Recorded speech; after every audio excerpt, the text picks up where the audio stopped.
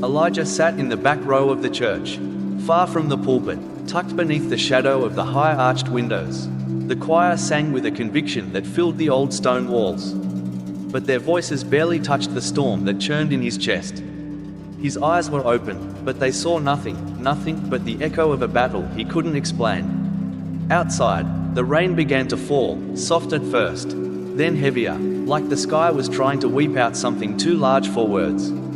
Inside Elijah, a war was stirring, one that had started long before this Sunday morning. He wasn't always like this. There was a time when Elijah was sharp, confident, a rising name in corporate consulting. By 30, he had built a small empire, clients from around the world, invitations to elite panels, and a LinkedIn profile people envied. But with each step higher, something inside began to unravel. At first, it was subtle. Nights he couldn't sleep, a strange weight pressing down on his chest, thoughts that felt foreign yet persistent. Then came the dreams, vivid, dark, and confusing. He'd wake up soaked in sweat, heart pounding, and a single phrase burning in his mind: "You're not alone." He told no one, not even Ava, his fiancée. She had noticed, of course. She noticed how his eyes looked through her rather than at her, how his mind wandered even in the middle of laughter. She had asked gently, then firmly, then desperately, and still, Elijah kept silent, because how could he explain a war that had no visible enemy? That Sunday, as the pastor spoke of Ephesians chapter 6, the armor of God, the forces of darkness, the unseen realms, something inside Elijah stirred awake. Not fear, not madness, recognition, like someone had just called his name in a crowd he didn't know he was in. And that was the beginning, not of madness, not a despair, but of truth. The truth that the greatest battles aren't fought in boardrooms or battlegrounds, but in the unseen, in silence, in the soul. That was the day Elijah stepped into a war he didn't choose but could no longer ignore. That was the day the battle unfolded. Elijah didn't go back to church the following Sunday, or the one after that. Instead, he wandered. He told Ava he needed space to think. She didn't press, though her eyes, tired and searching, spoke volumes. Elijah couldn't bring himself to tell her the truth, because the truth sounded insane. He was hearing things, not voices, exactly, but whispers, ideas that slipped into his mind like smoke, thoughts that weren't his but felt too familiar to dismiss. At first, they came in moments of stillness, waiting for coffee, walking through the park, reading reports in his office. But then they grew bolder, creeping into moments of stress, when his guard was down, after an argument with Ava, or when a client cancelled a deal last minute. That's when they hissed, "You're not enough. She doesn't love you anymore. What's the point of any of this?" Elijah chalked it up to burnout, maybe even depression, but deep down, he knew better. There was a moment, just a few nights after the church service, when it all nearly cracked open. He had been staring at his laptop for over an hour, the screen glowing white, the cursor blinking on a blank page. He was supposed to be writing a keynote speech, something powerful, inspiring. Instead, all he could think about was how utterly empty he felt. His fingers hovered above the keys, unmoving. That's when the whisper came, clearer than ever before: "You are already defeated." It wasn't just a thought, it was a presence. Elijah leapt up from his chair, heart pounding. The room was cold, colder than it should have been, and the shadows on the wall seemed to stretch, curling inwards like claws. He backed away, breath short, gaze darting to the corners of the room as if something might step out. Nothing did, but the fear stayed. He didn't sleep that night. Instead, he sat on the edge of his bed, hands clasped, rocking slightly, not praying. He didn't even know how to anymore. Just trying to stay still, trying not to let the whisper come back. The next day, he called someone he hadn't spoken to in years. "Pastor Lewis?" Elijah's voice trembled slightly. There was a pause on the other end. "Elijah Matthews. My goodness, it's been a while." "Yeah, too long," Elijah said, clearing his throat. I was wondering if we could talk. In person. It's important." The pastor agreed immediately. They met at a quiet cafe near the edge of the city. It was the kind of place where time moved slower, where older folks drank coffee like it was sacred and books lined the shelves instead of LED menus. Pastor Lewis hadn't changed much, grey hair, gentle eyes, and that strange calm that made people feel safe just sitting next to him. Elijah didn't bother with small talk. "I think something's happening to me," he began, "something I can't explain, and I know how this sounds. But I think it's spiritual." The pastor nodded slowly, sipping his coffee. "Tell me everything," he said. Elijah did, not all at once, but in fragments, like trying to describe a dream you don't fully understand. He spoke of the whispers, the weight on his chest, the dreams, the fear, the strange chill in the air that night. He told him about the message that wouldn't leave his mind: "You are already defeated." Pastor Lewis listened without interruption, his eyes never leaving Elijah's. When Elijah finished, there was a long silence. Finally, Lewis leaned in. "What you're describing isn't uncommon, especially for those who are called." "Called?" Elijah frowned. "Called to what?"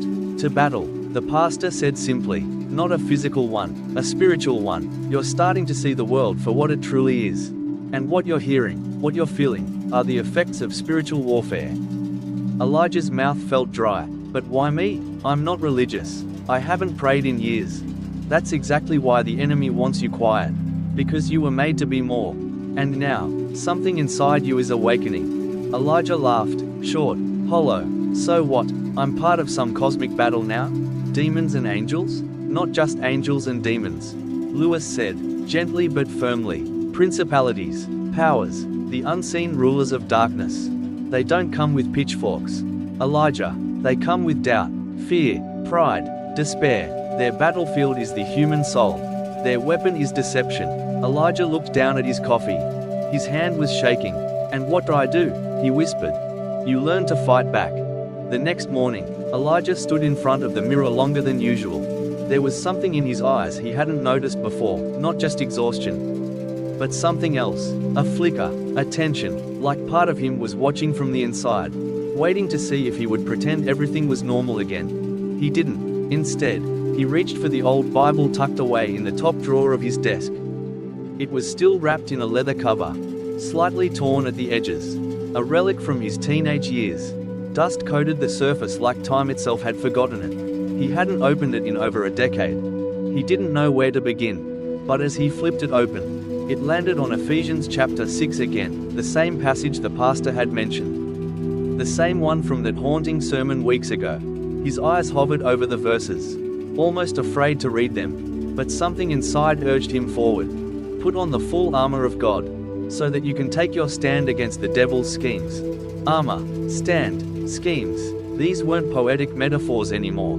They were strategies. Elijah could feel it now, the invisible currents of thought, fear, and influence trying to pull him off course. He was starting to recognize the pattern. The enemy didn't attack with a roar.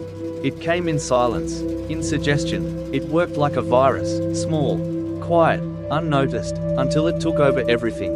He remembered what Pastor Lewis had said the day before: "Their weapon is deception." That afternoon, Elijah met the pastor again. This time, at his small office behind the church, a humble space filled with books, prayer journals, and a sense of deep stillness.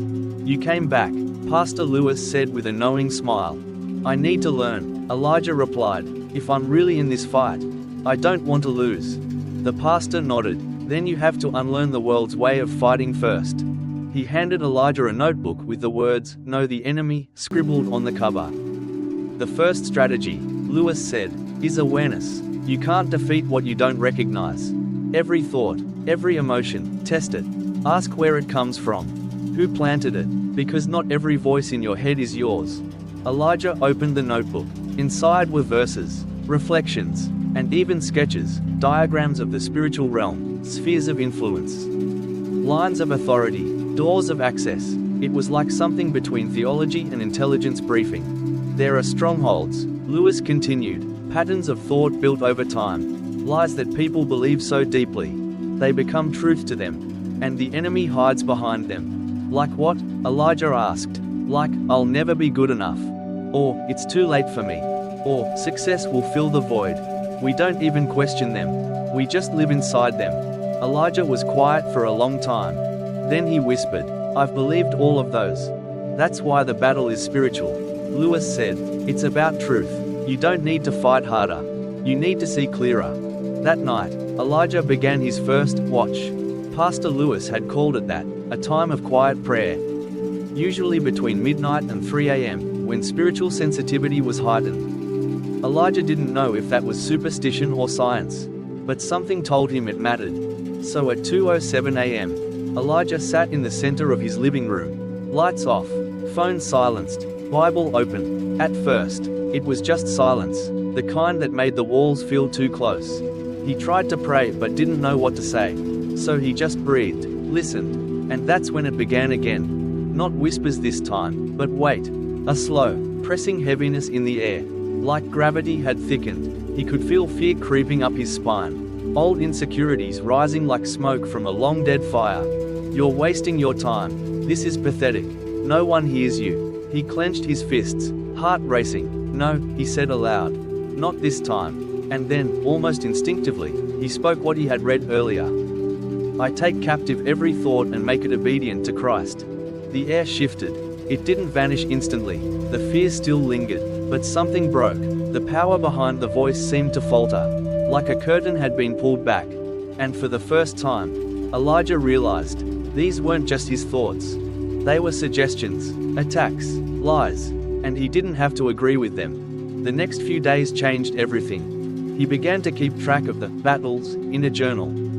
Times of temptation, outbursts of anger, moments of shame, but instead of simply recording them, he wrote responses, truths, verses, counterattacks. He stopped ignoring the strange chills or the tension in his gut when he walked into certain meetings. He paid attention. He noticed how his mind was sharper after prayer, how Ava's tone softened when he actually listened without the fog of distraction. He started seeing patterns in his thoughts, his habits, even his dreams. He wasn't winning every battle yet, but he was no longer blind. It had been nearly a week since Elijah started his nightly watches. Every night, between the hours of 1 and 3 a.m., he would sit in the stillness, sometimes praying, sometimes reading, other times just breathing through the storm inside. Something was changing in him. He wasn't free yet, but he was no longer lost.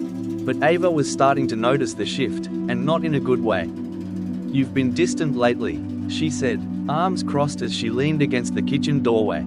Elijah looked up from the journal he'd been writing in, a pen still between his fingers. He hadn't heard her come in. I'm not trying to be, he said softly, I'm just figuring things out. Yeah, but you're not saying anything. You just disappear into the living room at night.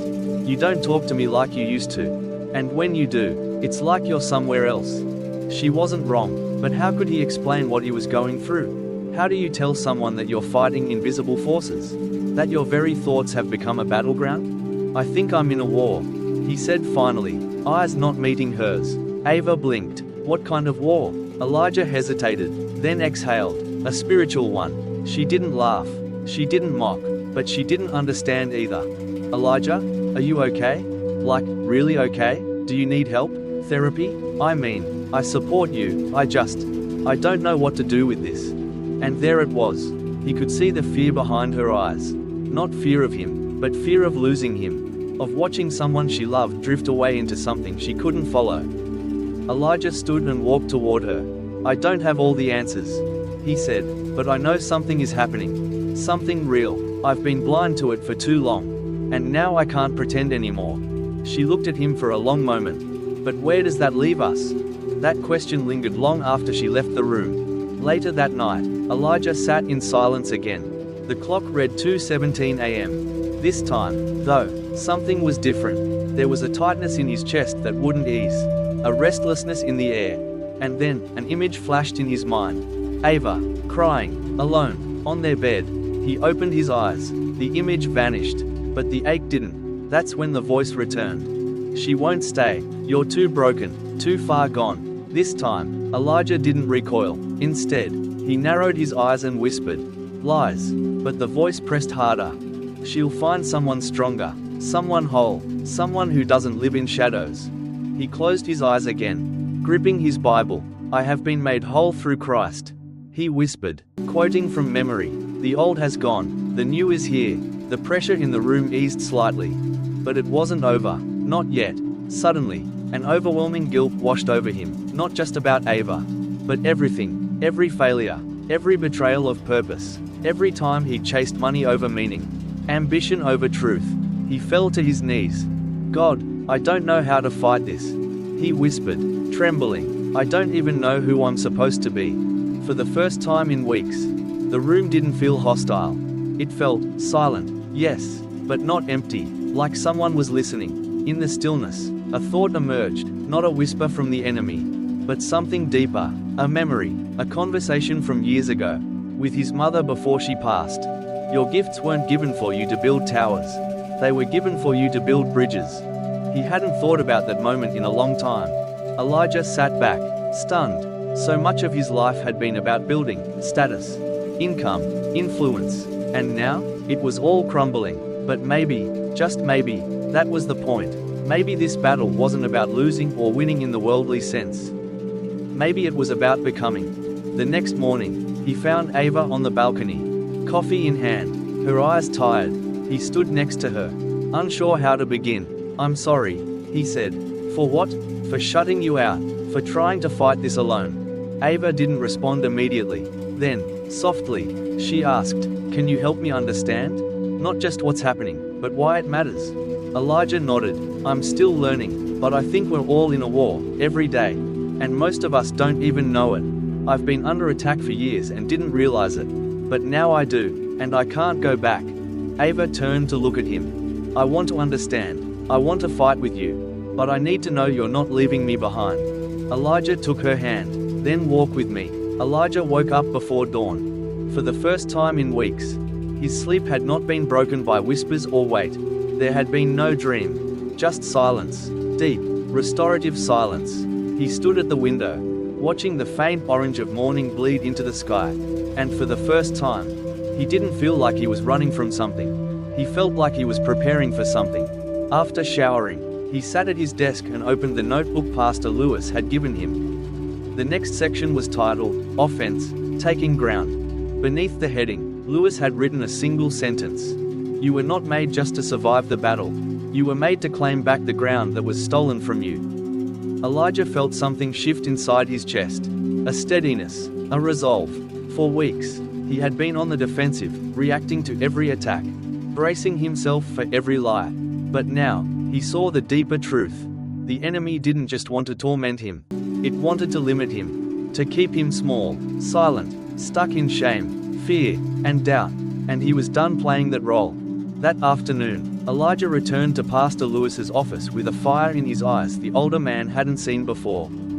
You're ready, the pastor said without needing to ask a single question. I want to learn everything, Elijah said, not just how to defend myself, but how to fight, how to take back what I gave up. Lewis stood and walked to a tall bookshelf. He pulled out a slim, worn journal and handed it to Elijah. What is this? Elijah asked. My personal war manual, Lewis replied, from my own battles over the years. Scripture, strategy, stories, you'll find truths in there that aren't taught from pulpits.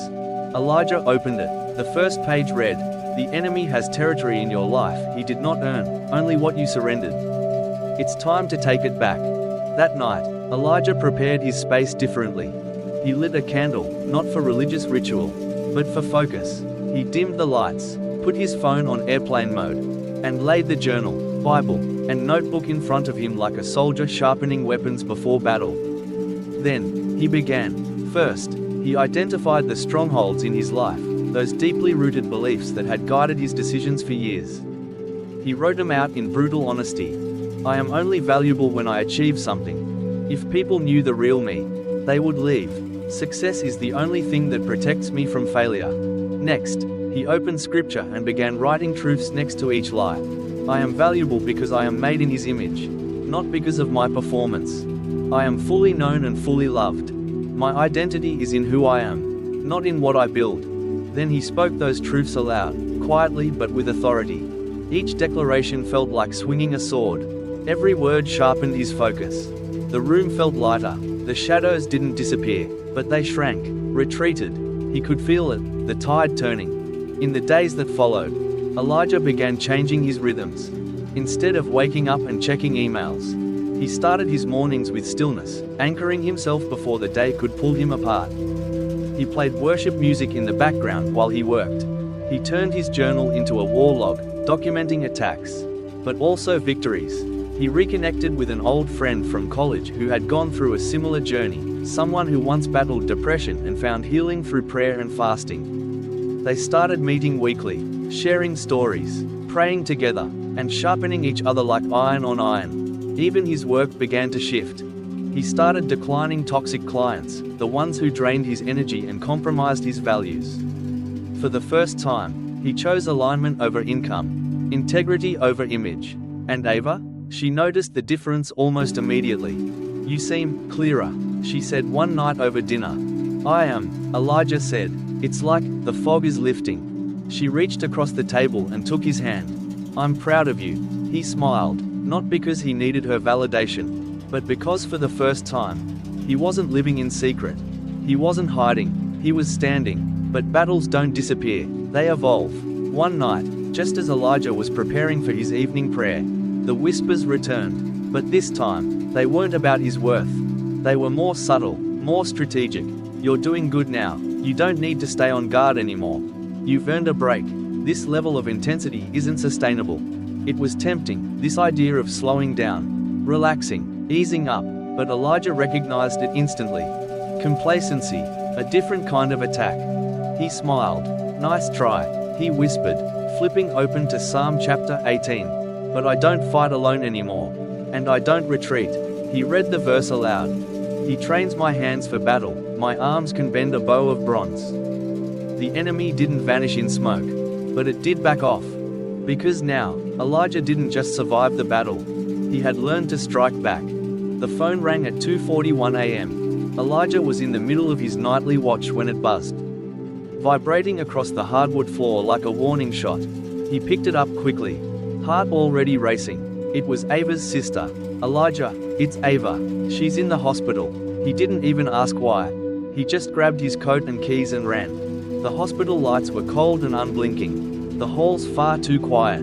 A nurse guided him to the emergency room, where Ava lay unconscious, monitors beeping steadily beside her.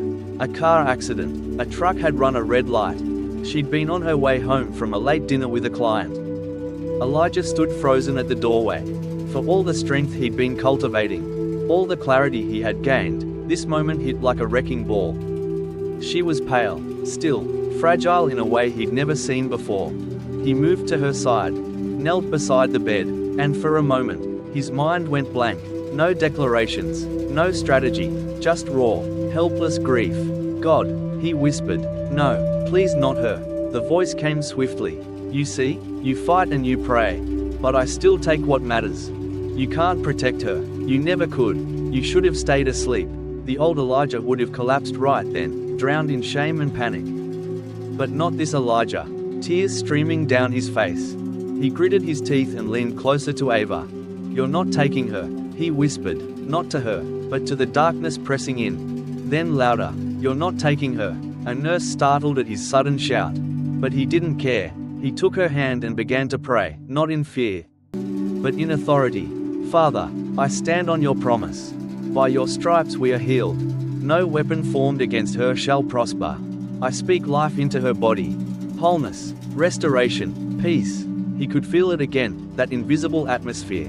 The thick tension, but this time, he wasn't alone in it. Something rose behind his words, like fire in his chest. And the presence that once haunted the corners of his mind now began to shrink back. Because Elijah was no longer just defending ground. He was taking it. Hours passed, doctors worked, nurses moved quietly in and out. Elijah never left her side. At dawn, Ava stirred. It was barely a flicker, just her fingers twitching around his hand. But Elijah saw it. He saw life fighting back. She blinked, eyes glassy and unfocused.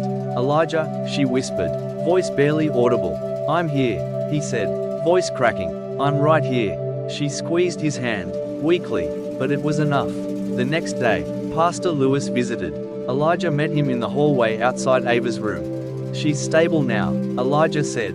"They said it was a miracle she didn't suffer brain damage." "It was no accident," Lewis said quietly. "You think this was an attack?" "I think it was a strike at your heart," the pastor replied. "When you rise in purpose, expect resistance. Darkness doesn't give up territory quietly." Elijah nodded, jaw tight. "I felt it, but I wasn't afraid this time." Lewis placed a hand on his shoulder. That's what spiritual maturity looks like, not the absence of battle, but the presence of unshakable truth in the middle of it. Elijah looked through the glass window at Ava resting. I'm not going back to who I was, he said. I won't live blind anymore. Not for success, not for safety. I know who I am now, and I know what I'm fighting for. Lewis smiled. Then you're ready for the next phase. The following weeks were different. Elijah began teaching, not formally, not from a stage or a pulpit, but one-on-one. Quietly, intentionally, to a colleague who confessed he was addicted to pills, to a friend whose marriage was falling apart, to a young man from church who had suicidal thoughts but no one to talk to. Elijah didn't preach. He listened. He guided. He shared his war stories. He handed out verses like weapons. He helped others name their enemies and claim back the truth. And each time he did, something changed in him. He wasn't just fighting his own battles anymore. He was raising warriors. One evening, Ava joined him in the living room, holding her own journal. I've been writing, she said, sitting beside him. Yeah, he smiled. Not just journaling, prayers, declarations. I think I want to fight too. Elijah took her hand. No words, just silent gratitude. Together, they sat in the glow of candlelight, reading Psalms aloud, verse by verse, line by line, and as the night deepened, and shadows grew long, Elijah didn't feel fear, he felt purpose. He knew there would be more battles ahead, maybe worse ones, maybe darker ones, but now, he was no longer a man hiding behind his thoughts. He was a warrior standing in the gap. It had been 6 months since the night Elijah held Ava's hand in that cold hospital room, whispering prayers into the dark. Much had changed since then. The company he once obsessed over was now a fraction of what it used to be, streamlined, leaner, but aligned with values he never thought he'd prioritize. The big clients? Most were gone, and oddly enough, he didn't miss them. He and Ava had moved to a smaller apartment. No more skyline views or concierge service.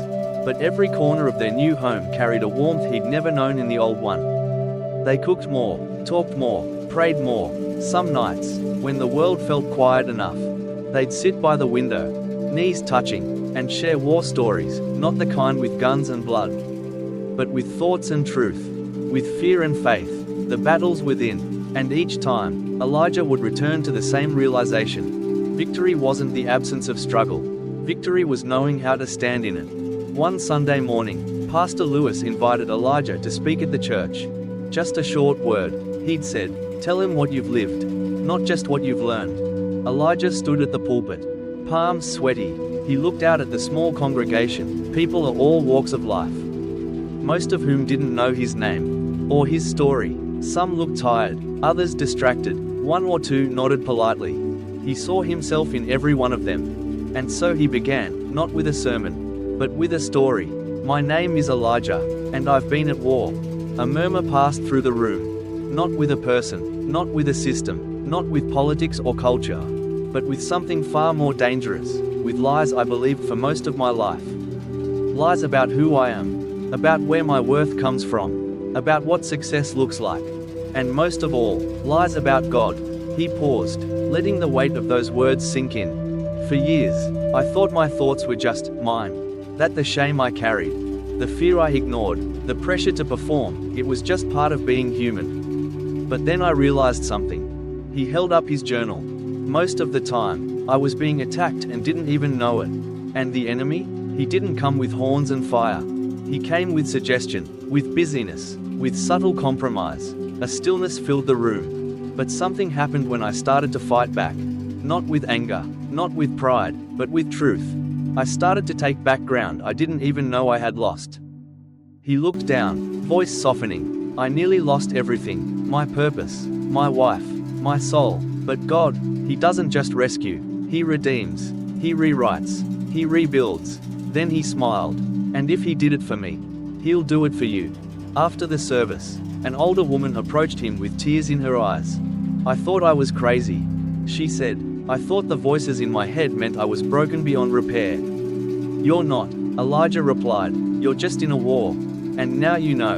Another man, mid-30s, quiet, simply shook his hand and whispered, "Thank you, you said what I didn't know how to say. Back home, Elijah and Ava sat on the floor beside the coffee table. She was sipping tea. He was reading Psalm chapter 91 aloud. He who dwells in the secret place of the Most High shall abide under the shadow of the Almighty. Ava leaned her head on his shoulder. I used to think peace meant everything had to be perfect, she said. Elijah nodded. But real peace is when you have every reason to fall apart, and you don't. She smiled. Because you're covered. Because you know the truth. He added, and the truth sets you free. Later that evening, as the sky turned purple and gold, Elijah stepped onto the balcony alone. He looked up at the heavens, so wide, so unending, and for the first time in a long time, he didn't feel small. He felt anchored, rooted, known. The world hadn't changed much. People still scrolled endlessly. Clients still demanded more. Fear still whispered its familiar phrases. But Elijah had changed. He no longer walked blindly through life, absorbing every thought, accepting every lie. He no longer fought for control. He fought for clarity. And though he knew the battles would continue, he also knew this. He wasn't fighting for victory. He was fighting from it. Final reflection. The war within is real. And for many, it rages on in silence. But silence is not the same as surrender. There is a battle that every soul must fight, not with fists or fury, but with wisdom, awareness, and unwavering truth. Elijah's story isn't unique. It's yours. It's mine. It's the story of anyone who has ever believed a lie and then dared to unlearn it. In the end, spiritual warfare isn't about defeating the devil. It's about remembering who you are and who you belong to. And when that happens, the battle shifts. You stop running. You start standing. And sometimes, standing is the greatest act of war.